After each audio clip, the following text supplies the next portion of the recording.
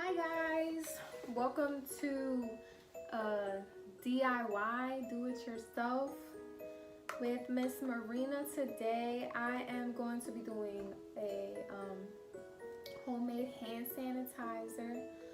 This is important because right now we are going through a coronavirus pandemic and there is a shortage of hand sanitizer everywhere. It's hard to get some, and if you can't get some, you're lucky. So today I am going to give you a few tips on why it's important to have clean hands and always make sure that you are washing your hands as well as sanitizing your hands.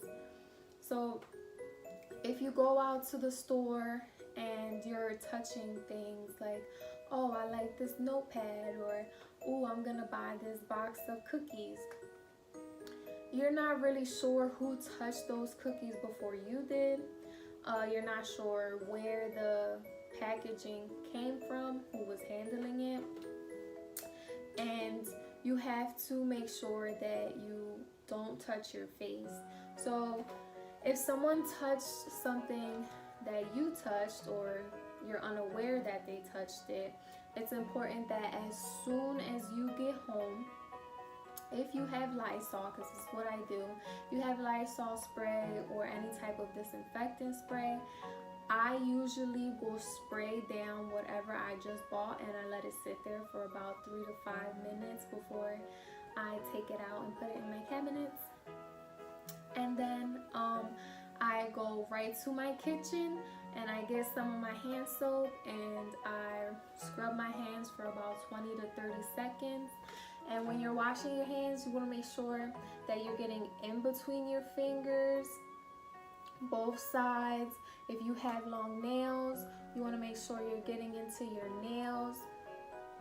And effective hand washing, you're usually supposed to wash up until your forearms. You're supposed to massage all of this, get all your fingers, scrub, massage in, like really go in on the scrubbing, because it's important and it is never too much to be clean.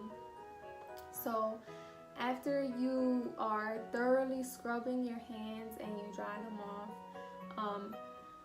you're supposed to take some hand sanitizer and sanitize your hands afterwards. Once you're sanitizing, I noticed that a lot of people usually will put hand sanitizer on and then they just fanning their hands out waiting for it to dry. That is not effectively killing the germs. You're actually wasting the hand sanitizer if you do that.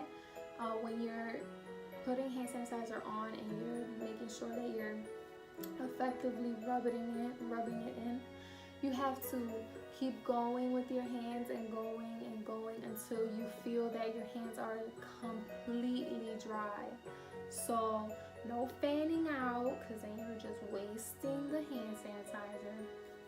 You are to go in until your hands are completely dry.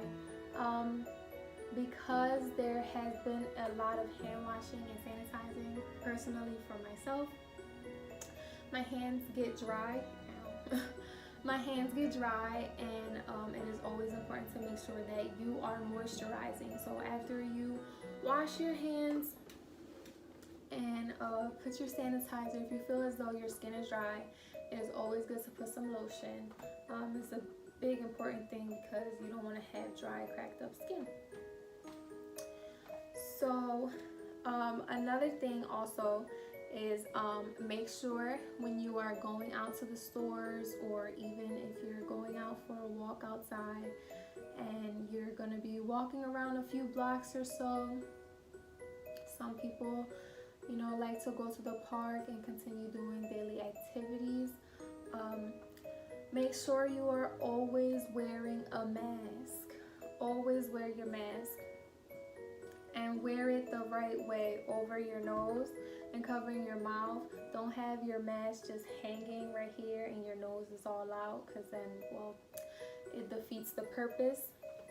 So always wear your mask. Make sure you're not hugging everyone as often. Like I said, we don't know where everyone has been, what grocery stores they're going to, what things they are touching, if they're taking appropriate precautions to hand washing and sanitizing. So, you know, things can be spread very quickly. You don't want someone to accidentally cough or sneeze on you.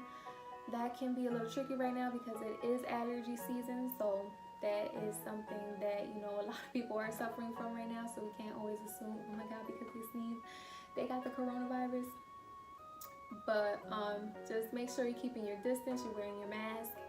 Always make sure to wash your hands, hand sanitize, and do not touch your face. Try not to touch your face whatsoever. Like, you know, just no touching of the face. Don't touch anybody else's face. And always make sure you have clean hands. My activity that I chose today is to try and create your own homemade hand sanitizer because it is so hard to get a hand sanitizer in the store right now. Why not create one? It might take a little time to be able to create one because I had to run to multiple stores to try and even find alcohol, and you know, it was kind of hard. And luckily, somehow I found these in my house when I was searching through bags and everything. So I got lucky, but it might be a little hard to create this, but if you get the chance, if you get the chance, then this is how you can make it. So you're gonna need this aloe vera plant. You want to be careful because the sides are spiky, and yes, I have poked myself. So you cut this at the top, and you're supposed to like peel the plant back. Mine is pretty cold, so it's kind of frozen. But you peel this back, and it has like a gel texture to it. Aloe is very good for your skin, which is why it's in a lot of hand sanitizers. It's in hand soaps. As you can see, as I'm poking myself, as I peel it apart, it has like a jelly feeling to it. So this is also fun for some type of sensory feeling because it's a different type of texture. So you want to peel this back as good as you can. Might have an adult do it for you so you don't poke yourself all crazy. See, like that. It's very jelly like. And the proportioning for this is about 1/3 to 2/3 cups of aloe gel. So I do have my measuring cup on the side, and I will be trying to scoop it in there properly. If I can get all this goo to kind of stop dripping, which won't be possible probably because it is gel-like. So you want to take some of this off as much as you can. If anyone struggles with acne or anything like that, this is very good to cut up and like just like this in like smaller pieces, obviously without the spikes being on. Rubbing it onto your skin, it helps with pimples, it helps your skin just glow better, and it's really healthy. This can also be drank if diluted with water, but it does not taste very good. So that's a warning. But those are some healthy ways to use aloe. So now that I've been able to peel some of this back, I'm going to try to scoop 1/3 of it as much as I can into this measuring cup that I have here. It kind of feels like if you've ever eaten those like Jello cups that used to come with like fruit inside them. It kind of like feels like that, but like slimy kind of.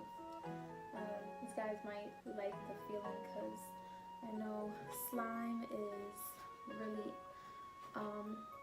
in right now, so that's probably gonna be something you like. But all the jelly on the napkin soaking it up. I need it all. I need all that. Okay. Ew. Kind of like mochos. So now that I have got about like 1/3 of the gel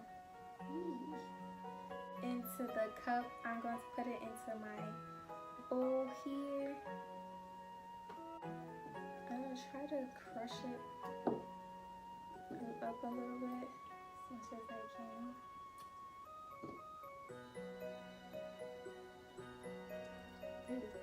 This is definitely some sensory stuff right here.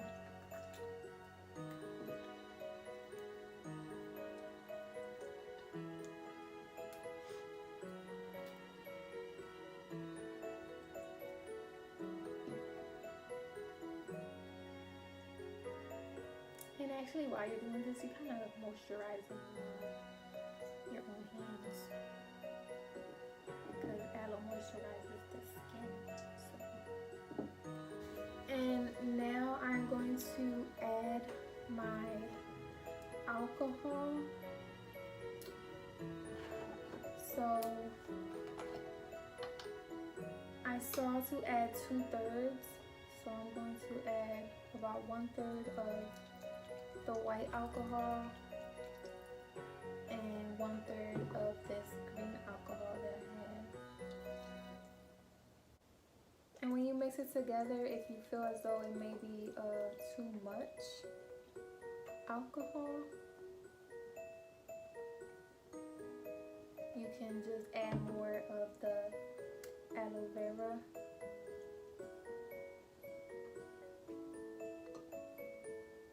So that it can have like the jelly texture of hand sanitizer, and we're all aware of like what hand sanitizer feels like. So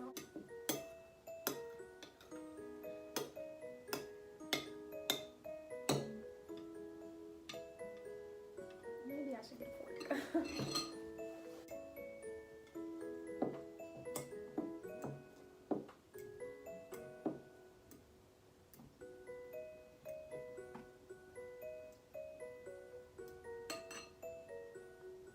I may need to add more of the aloe. I put more alcohol, so I'm gonna need more of the aloe to give that gel texture.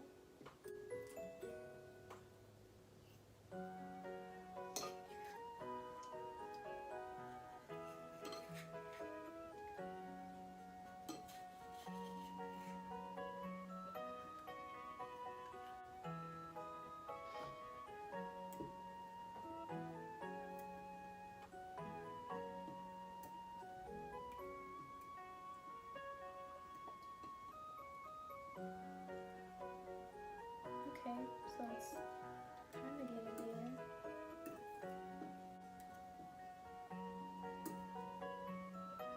So if you can see that, see how that is getting. So you just want to keep squishing the aloe gel as much as you can, because it's chunky. Might have been because my fridge gets like really cold, so it kind of like freezes some of the things a little bit if I put them on the top shelf. So the aloe was like really cold. Should have let it sit out a little bit longer, but if you just got one from the store, it should probably be like perfect temp and easier to break down. Don't be afraid to, get your hands in there if they are clean, of course, because you don't want to dirty the hand sanitizer. And squish the gel as best as you can. You might want to get a deeper bowl than mine. I should have used a deeper bowl. But yeah, you can squeeze much as you can. It's a very interesting feeling. Definitely feels slimy. But this is what kind of makes the activity fun and gives it, interest, because this is different. And just squeeze as much as you can. You want to get those chunks down to being as small as possible, if you have any. I have plenty because my eyelid is pretty frozen. And definitely thoroughly wash your hands after this because there was alcohol in it. And if you accidentally put your hands in your mouth, that is not going to be a good taste, and it's just not good chemical wise. And definitely thoroughly wash your hands after this because there was alcohol in it. And if you accidentally put your hands in your mouth, that is not going to be a good taste, and it's just not good chemical wise.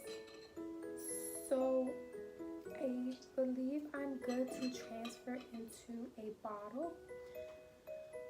You want to use a bottle that you might have had before. So like for me, I had this hand soap and I just rinsed it out. This hand soap bottle, I just rinsed it out, and I can put my sanitizer in there. I'm going to need to make a funnel out of something so that I can put it in there. But yeah, any type of empty bottle you may have, or if you want to get a jar and just put it in a jar, you can.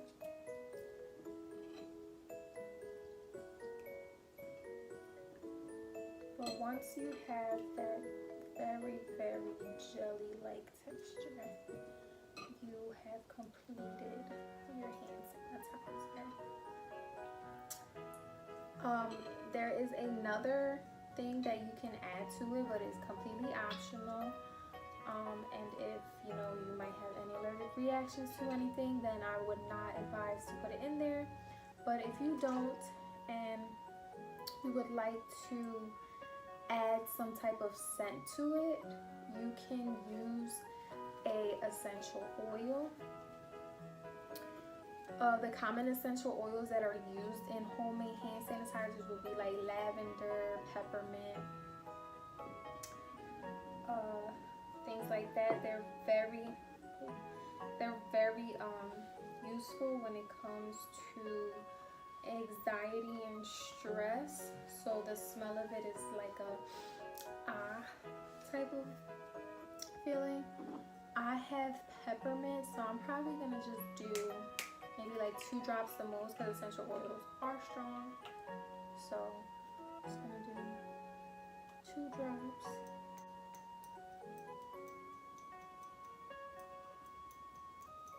I think I'm just gonna pour it over the sink, so if anything falls.